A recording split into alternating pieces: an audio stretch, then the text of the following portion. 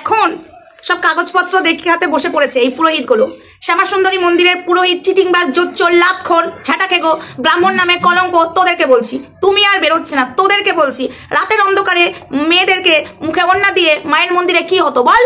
পুজো হতো না ফষ্টি নষ্টি হতো? তো যাই হোক, এখন বসেছিস ট্রাস্টি বোর্ডের কাগজ দেখাবি, এই দেখাবি, সব প্রমাণ মানুষের হাতে তুলে দিবি, কিছু ক্ষমতাশালীর হাতে তুলে দিবি না। ওরে বাবা, তোরা ক্ষমতাশালীর থেকে তো কম যাস না রে।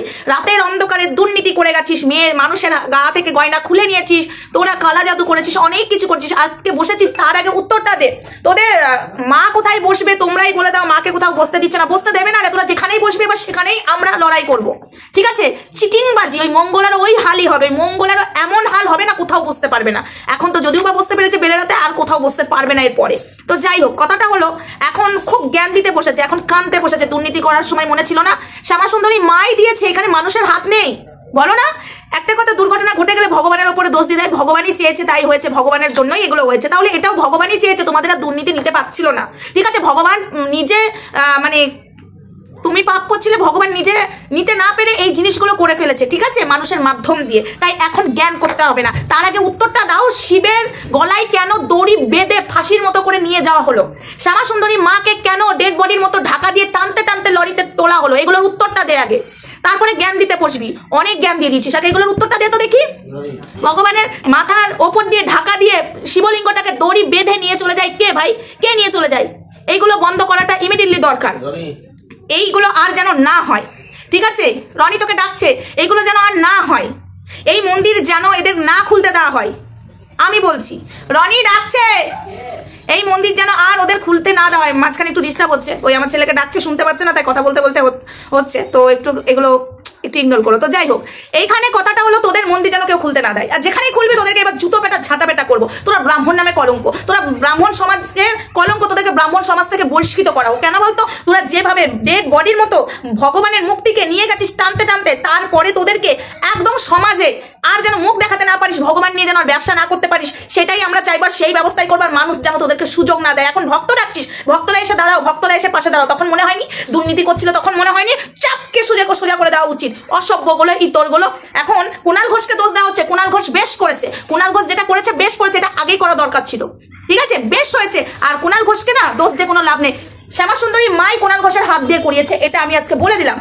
একটা লিমিট থাকে বন্ধুরা, লিমিট ক্রস করে ফেলেছে এরা। ভগবানকে নিয়ে রীতিমতো ব্যবসা করছে, রীতিমতো ছেলে খেলা করছে। এগুলো কতদিন মানা যায়? হ্যাঁ, যেভাবে তোমরা বলো তো, আজকে শিবলিঙ্গটাকে একটা সবুজ কালারের কাপড় ঢেকে গলায় বেঁধে দড়ির মতো ওখানে যখন লরিতে তুলছিল, সবাই ওখানে বলছিল মানুষজনরা, প্লিজ তোমরা শিবলিঙ্গ থেকে দড়িটা খোলো, দড়িটা খোলো, তাও শুনলো না। শ্যামাসুন্দরী মাটাকে টানতে টানতে ডেড বডির মতো নিয়ে যাওয়া হলো। হ্যাঁ, তোরা ভগবান, তোরা ব্রাহ্মণ, ভগবানকে পুজো করিস, তোরা ব্রাহ্মণ সমাজের কলঙ্ক, তোরা ভগবানকে মানিস। হ্যাঁ, এখন ভক্ত টানছিস, যেসব ভক্তরা তোর পাশে দাঁড়াবে না, আমরাও দেখতে চাই, তাদের এগেনস্টে যাবো আমরা। এইগুলোকে কি করে সাপোর্ট করে তোদের পাশে দাঁড়ায় আমরাও দেখতে চাই।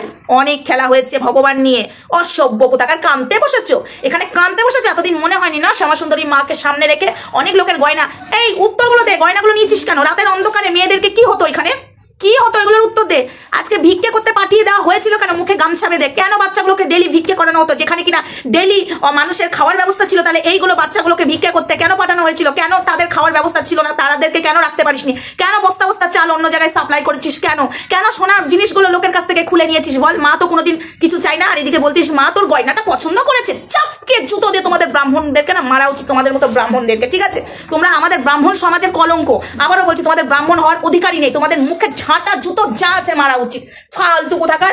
আমার গা শিউরে উঠছে, যেভাবে ডেড বডির মতো টানতে টানতে ঠাকুরকে কে নিয়ে যায় রাস্তা দিয়ে? ওটা মরা ছিল না ভগবান ছিল? আর শিবের লিঙ্গতে ওরকম গলায় দড়ি বেঁধে দিচ্ছ, তোর গলায় যদি এরকম দড়ি বেঁধে দিই কেমন লাগবে বলতো? ও ভগবান পাথরের মুক্তি বলে কিছু বুঝতে পারে না বলে অসভ্য জানোয়ার। ব্রাহ্মণ গলায় পইতে পড়ে নিলে তোদের মতো ব্রাহ্মণের জন্য না 10টা ব্রাহ্মণের বদনাম হয়। আজকে বলতে বাধ্য হচ্ছি, তোরা ব্রাহ্মণ নিকে আমার ডাউট আছে, তোরা ব্রাহ্মণ হতেই পারিস না। ব্রাহ্মণ সমাজের মানুষ হলে এরকম করতিসই না।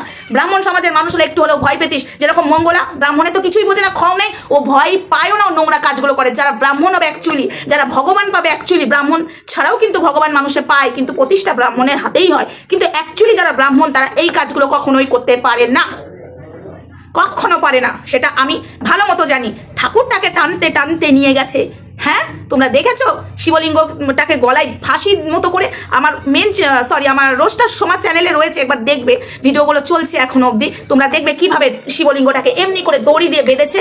এরপরে এদেরকে সাপোর্ট করা, এরপরে যেসব ভক্তরা এদেরকে সাপোর্ট করবে তাদেরকে বুঝে নিতে হবে তারা এই দুর্নীতির সাথে যুক্ত আছে, পরিষ্কার। যারা এরপরে এই পুরোহিতগুলোকে সাপোর্ট করবে বুঝে নিতে হবে যে এদের সাথে যুক্ত আছে। তোদের বাড়ি হদ্দর আছে তো, যেখানে বসে ভিডিও করছিস শ্যামা সুন্দরীকে ওখানে বসে পুজো কর, ঠিক আছে? কেন জায়গা খুঁজছিস কেন? আবার ভক্তর ভিড় চাই, পয়সা চাই, গয়না চাই। চল, শ্যামা সুন্দরী মা জানিস তো নিতে পারিনি বলে তোদের এই হালটা হয়েছে। এটা একটু বুঝে নে, দিমাগে ঢুকিয়ে নে। যা করে ভগবান করে, ঠিক আছে? অনেক দিন ধরে ভগবানকে সামনে রেখে অনেক ব্যবসা করে দিয়েছিস, পাপের ঘোড়া পূর্ণ হয়ে গেছে। 108 ঘোড়া যখন পূর্ণ হয়ে যায় না, ভগবান তখনই তার বিনাশ করে। তাই তোদের এই হালকার উপর দিয়ে ছেড়ে দিয়েছে। এরপরে যদি আবারও করতে চাস, এবার পাবলিকের কেলানিতে তোদের থোবরা অব্দি দেখা যাবে না। এইটুকু বলে দিলাম, এইটুকু বলে দিলাম, ঠিক আছে? জানোয়ার গুলো, ব্রাহ্মণেরা। তো চলো বন্ধুরা, ভিডিওটা আপাতত এইটুকুই। নেক্সট ভিডিওতে দেখা হচ্ছে, ততক্ষণ আমার সঙ্গে থেকো, ভালো থেকো, সুস্থ থেকো। এদেরকে নিয়ে আমি ভিডিও প্রচুর করব, প্রচুর ভাবে। এরা যত ভাববে যে মায়ের মন্দির খুলে আবার ব্যবসা শুরু করবে, আর এদেরকে যারা সাপোর্ট করবে তাদেরকেও জুতো ঝাঁটা পেটা করবো। পরিষ্কার কথা, ভগবান নিয়ে ছেলেখেলা এবার বন্ধ করতে হবে। হ্যাঁ, আমার কথার ধরনটা এরকম, আমি রুটলি কথা বলি, আমি রুটলি প্রতিবাদ করি। আমার ঠান্ডায় মিনমিন করে প্রতিবাদ হয় না, ঠিক আছে? আমার ঠান্ডা গলায় প্রতিবাদ হয় না, আমার প্রতিবাদের গলার গরম জোর এরকমই, ঠিক আছে? ন্যায্য কথা বলতে আমি ভয় পাই না। এদের মতো ছোট লোক জানোয়ারকে এই ধরনের কথা বলাটাই উচিত। চলো আজকের মতো এখানে ভিডিওটা আমি রাখছি, নেক্সট ভিডিওতে আমার দেখা হচ্ছে।